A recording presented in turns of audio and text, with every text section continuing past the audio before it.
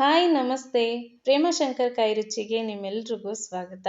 I hope ಎಲ್ಲರೂ ತುಂಬಾನೇ ಚೆನ್ನಾಗಿದ್ದೀರಾ ಅಂತ ಅನ್ಕೊಳ್ತೀನಿ. ಇವತ್ತು ಮನೆಯಲ್ಲೇ ಸಿಂಪಲ್ ಆಗಿ ಟೇಸ್ಟಿ ಆಗಿರೋಂಥ ಕುಲ್ಫಿನ ಹೇಗೆ ಮಾಡೋದು ಅಂತ ತೋರಿಸ್ಕೊಡ್ತೀನಿ.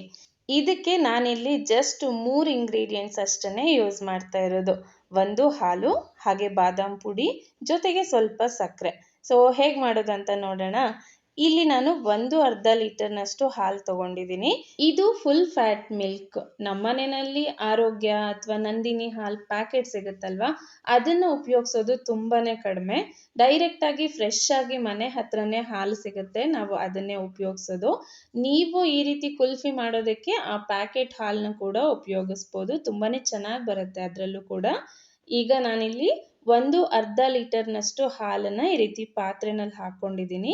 ಇದನ್ನ ಕೆನೆ ಕಟ್ಟದೇ ಇರೋ ರೀತಿ ಚೆನ್ನಾಗಿ ಕುದಿಸ್ಕೋಬೇಕು. ನಾವು ತಗೊಂಡಿರೋಂಥ ಅರ್ಧ ಲೀಟರ್ ಹಾಲು ಆಲ್ಮೋಸ್ಟ್ 3/4% ಕಡಿಮೆ ಆಗಬೇಕು. ಅಲ್ಲಿವರೆಗೂ ಚೆನ್ನಾಗಿ ಕುದಿಸ್ಕೋಬೇಕು. ಅರ್ಧ ಲೀಟರ್ ಹಾಲಿನಲ್ಲಿ 7ರಿಂದ 8 ಕುಲ್ಫಿ ಆಗುತ್ತೆ. 1 ಲೀಟರ್ ಹಾಲಲ್ಲಿ ಕೂಡ ನೀವು ಮಾಡ್ಕೋಬಹುದು. ಈಗ ಹಾಲನ್ನ ನಾನು ಚೆನ್ನಾಗಿ ಮಿಕ್ಸ್ ಮಾಡ್ಕೊಳ್ತಾ ಇದ್ದೀನಿ. ಇದ್ರ ಮೇಲ್ಗಡೆ ಈ ರೀತಿ ಕೆನೆ ಬಂದಾಗ ಅದನ್ನ ನೀಟಾಗಿ ಮಿಕ್ಸ್ ಮಾಡಬೇಕು.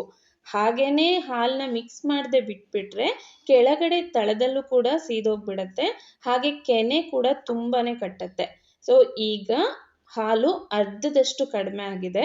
ಇದಕ್ಕೆ ನಾನು ಬಾದಾಮ್ ಮಿಕ್ಸ್ ಪೌಡರ್ನ ಹಾಕೊಳ್ತಾ ಇದ್ದೀನಿ. ಬಾದಾಮ್ ಮಿಕ್ಸ್ ಪೌಡರ್ ಇಲ್ಲ ಅಂದ್ರೆ ಡೈರೆಕ್ಟ್ ಆಗಿ ಸ್ವಲ್ಪ ಬಾದಾಮಿ, ಗೋಡಂಬಿ ಹಾಗೆ ಪಿಸ್ತಾನ ಹಾಕಿ ಅದಕ್ಕೆ 2 ಅಥವಾ 3 ಏಲಕ್ಕಿನ ಹಾಕಿ ಮಿಕ್ಸಿ ಮಾಡ್ಕೊಂಡು ಕೂಡ ಹಾಕ್ಬೋದು.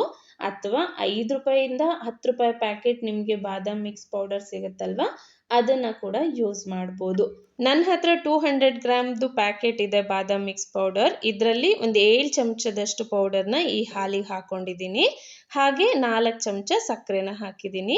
ಸಕ್ಕರೆನ ನೋಡ್ಕೊಂಡು ಹಾಕೊಂಡ್ರೆ ತುಂಬಾ ಒಳ್ಳೇದು. ಯಾಕೆಂದ್ರೆ ಜಾಸ್ತಿ ಸಕ್ಕರೆ ಆದ್ರೂ ಕುಲ್ಫಿ ತುಂಬಾನೇ ಸ್ವೀಟ್ ಆಗಿ ಹೋಗ್ಬಿಡತ್ತೆ. ಹಾಗೆ ಸ್ವಲ್ಪ ಸಕ್ಕರೆ ಆದ್ರೂ ಟೇಸ್ಟ್ ಅಷ್ಟು ಚೆನ್ನಾಗಿರೋದಿಲ್ಲ. ಸೊ ನೋಡಿಕೊಂಡು ಹೆಚ್ಚು ಕಡಿಮೆ ನೀವು ಸಕ್ಕರೆನ ಹಾಕೊಳ್ಳಿ. ಇನ್ನು ಬಾದಾಮ್ ಪೌಡರ್ ಹಾಗೆ ಸಕ್ಕರೆ ಹಾಕಿದ್ಮೇಲೆ ಮತ್ತೆ 10 ನಿಮಿಷ ಇದನ್ನ ಮೀಡಿಯಂ ಫ್ಲೇಮಲ್ಲೇನೆ ಚೆನ್ನಾಗಿ ಕಾಯಿಸ್ಕೋಬೇಕು. ಈ ರೀತಿ ಹಾಲನ್ನ ನಾವು ಮಿಕ್ಸ್ ಮಾಡಿದಾಗ ನೀವು ನೋಡ್ಬೋದು ಸೈಡಲ್ಲಿ ಸ್ವಲ್ಪ ತಿಕ್ ಲೇಯರ್ ತರ ಬರ್ತಾ ಇದೆ. ಈ ರೀತಿ ಬಂದಿದೆ ಅಂದಾಗ ಈ ಕುಲ್ಫಿ ಮಿಕ್ಸ್ ಕರೆಕ್ಟಾಗಿ ರೆಡಿ ಆಗಿರುತ್ತೆ. ಈಗ ಇದನ್ನ ಅರ್ಧ ಗಂಟೆ ತಣ್ಣಗಾಗೋದಕ್ಕೆ ಬಿಡಬೇಕು. ಪೂರ್ತಿ ತಣ್ಣಗಾದ್ಮೇಲೆ ಈ ರೀತಿ ವಿಸ್ಕರ್ನ ತಗೊಂಡು ನೀಟಾಗಿ ಮಿಕ್ಸ್ ಮಾಡಬೇಕು.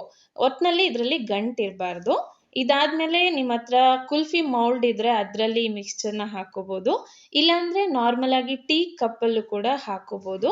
ನಾನಿವತ್ತು ಟೀ ಕಪ್ಪಲ್ಲಿ ಕುಲ್ಫಿ ಹೇಗೆ ಮಾಡೋದಂತ ತೋರಿಸ್ತಾ ಇರೋದ್ರಿಂದ ಈ ಟೀ ಕಪ್ಪಲ್ಲೇ ಎಲ್ಲ ಮಿಕ್ಸ್ಚರ್ನು ಹಾಕೊಳ್ತಾ ಇದ್ದೀನಿ.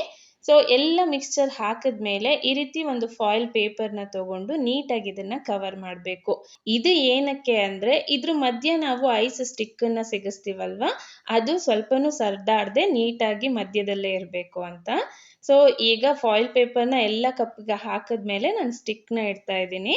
ಇದಿಷ್ಟಾದ್ರೆ ನಮ್ಮ ಕುಲ್ಫಿ ಆಲ್ಮೋಸ್ಟ್ 3/4% ಮುಗಿದಾಗೆ. ಈಗ ಸ್ಟಿಕ್ನೆಲ್ಲ ನೀಟಾಗಿ ಸಿಕ್ಸಿದ್ಮೇಲೆ ಇದನ್ನ ಫ್ರೀಸರ್ನಲ್ಲಿ 5ರಿಂದ 6 ಗಂಟೆವರೆಗೂ ಇಡಬೇಕು. 5ರಿಂದ 6 ಗಂಟೆ ಇಟ್ಟಾಗ ಕರೆಕ್ಟಾಗಿ ಇದು ಐಸ್ ಆಗುತ್ತೆ. ಸೊ ಮುಂಚೆನೆ ತೆಗೆದ್ಬಿಟ್ರೆ ಸ್ವಲ್ಪ ಬೇಗನೆ ಮೆಲ್ಟ್ ಆಗುತ್ತೆ. ಸೊ ನಾನು ಇದನ್ನ 5 ಗಂಟೆವರೆಗೂ ಫ್ರೀಸರ್ನಲ್ಲೇ ಇಟ್ಟಿದ್ದೆ. ನಾನು ಇದನ್ನ ಮಧ್ಯಾಹ್ನ ಮಾಡಿದ್ದು. ಸಂಜೆ ಅಷ್ಟರಲ್ಲೇ ಐಸ್ ತುಂಬಾನೇ ಚೆನ್ನಾಗಿ ರೆಡಿ ಆಗಿತ್ತು. ಸೊ ನನ್ನ ದೊಡ್ಡ ಮಗಂಗೆ ಸರ್ಪ್ರೈಸ್ ಕೊಡಬೇಕು ಅಂತ ಹೇಳಿ ಇದು ಐಸನ್ನ ಮಾಡಿದ್ದು ಇವತ್ತು. ಬಟ್ ಈ ನನ್ನ ಚಿಕ್ಕ ಮಗ ವೇಟ್ ಮಾಡೋದಕ್ಕೆ ರೆಡಿ ಇರಲಿಲ್ಲ. ಅದನ್ನ ಕೊಡು ಅಂತ ತುಂಬಾನೇ ಕಾಡಿಸ್ತಾ ಇದ್ದ. ಸೊ ಫೈನಲಿ ಅದನ್ನ ಈಗ ಓಪನ್ ಮಾಡಿ ಫಸ್ಟ್ ಇವನೇ ಟೇಸ್ಟ್ ಮಾಡಿದ್ದು. ತುಂಬಾ ಚೆನ್ನಾಗಾಗಿತ್ತು ಈ ಕುಲ್ಫಿ ಐಸ್ ಕ್ರೀಮ್. ಸೊ ಇಷ್ಟೇ ಇಂಗ್ರೀಡಿಯೆಂಟ್ಸ್ ಅಲ್ಲಿ ಮನೆಯಲ್ಲೇನೆ ಇಷ್ಟು ಟೇಸ್ಟಿ ಆಗಿರುವಂತ ಕುಲ್ಫಿ ಐಸ್ ಕ್ರೀಮ್ ಅನ್ನ ಮಾಡ್ಕೋಬಹುದು. ಈ ಕುಲ್ಫಿ ಪೂರ್ತಿ ರೆಡಿ ಆದ್ಮೇಲೆ ಇದನ್ನ ಅನ್ಮೋಲ್ಡ್ ಮಾಡೋದಕ್ಕೆ ಜಸ್ಟ್ ಈ ಲೋಟ ಅಥವಾ ಕಪ್ಪನ್ನ ಈ ರೀತಿ ಕೈಯಿಂದ ಪ್ರೆಸ್ ಮಾಡಿ 2 ಸಲ ಉಜ್ಜಿದ್ರೆ ಆಯ್ತು. ಅಥವಾ ಕಪ್ಪಲ್ಲಿ ಸ್ವಲ್ಪ ತಣ್ಣೀರ್ ಹಾಕೊಂಡು ಅದರಲ್ಲಿ ಈ ಲೋಟ ಇಟ್ಟರು ಕೂಡ ಬೇಗನೆ ಕುಲ್ಫಿ ಅನ್ಮೋಲ್ಡ್ ಆಗುತ್ತೆ. ಹಾಗೆ ವೇಳೆ ಬಾದಾಮ್ ಮಿಕ್ಸ್ ಪೌಡರು ಇಲ್ಲ ಅಥವಾ ಡ್ರೈ ಫ್ರೂಟ್ಸ್ಗಳು ಇಲ್ಲ ಅಂದ್ರೆ ಜಸ್ಟ್ ಹಾಲು ಮತ್ತೆ ಸಕ್ಕರೆಯಿಂದ ಕೂಡ ನಾನೀಗ ತೋರಿಸಿರುವಂತ ಪ್ರೋಸೆಸ್ನಲ್ಲೇನೆ ಕುಲ್ಫಿನ ಮಾಡ್ಕೋಬಹುದು. ಅದು ಕೂಡ ತುಂಬಾನೇ ಚೆನ್ನಾಗಿರುತ್ತೆ. ನಮ್ಮ ಮನೆಯಲ್ಲಿ ಇವತ್ತು ಕುಲ್ಫಿ ಪಾರ್ಟಿ ನಡೀತಾ ಇದೆ. ಎಲ್ರಿಗೂ ಕೂಡ ತುಂಬಾನೇ ಇಷ್ಟ ಆಯ್ತು. ಸೊ ನೀವು ಕೂಡ ಟ್ರೈ ಮಾಡಿ, ರುಚಿ ಹೇಗ್ ಬಂತು ಅಂತ ನನಗೆ ತಪ್ಪದೆ ಕಮೆಂಟ್ ಮಾಡಿ. ಮತ್ತೊಂದು ಹೊಸ ರುಚಿ ಜೊತೆ ಸಿಗ್ತೀನಿ. ಅಲ್ಲಿವರೆಗೂ ಪ್ರೀತಿಯಿಂದ ಖುಷಿಯಾಗಿ ಅಡುಗೆ ಮಾಡ್ತಾ ಇರಿ. ಖಂಡಿತ ಎಲ್ರಿಗೂ ಇಷ್ಟ ಆಗತ್ತೆ. ಬಾಯ್.